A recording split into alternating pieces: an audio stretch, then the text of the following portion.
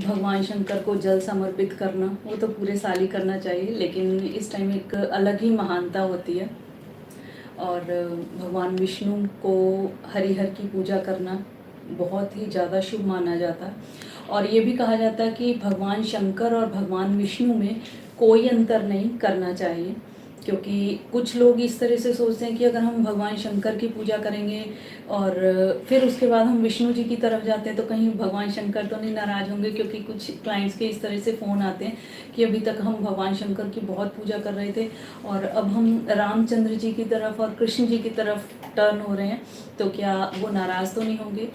लेकिन आप एक चीज़ समझने की कोशिश कीजिए कि ये एक सीक्वेंस होता है। जैसे स्टेप बाय स्टेप हम आगे चलते हैं ना, स्पिरिचुअलिटी में भी हम स्टेप बाय स्टेप इसी तरह से बढ़ते हैं।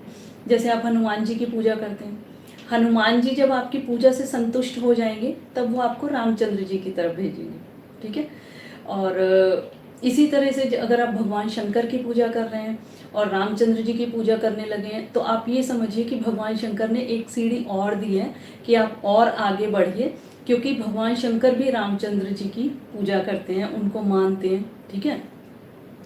इसी तरह से जब रामचंद्र जी की तरफ जाते हैं आप, विष्णु भगवान की तरफ जाते हैं आप, तो एक टाइम ऐसा आता है कि आप ऑल ऑफ सडन ही कृष्ण भगवान की तरफ चले जाते हैं।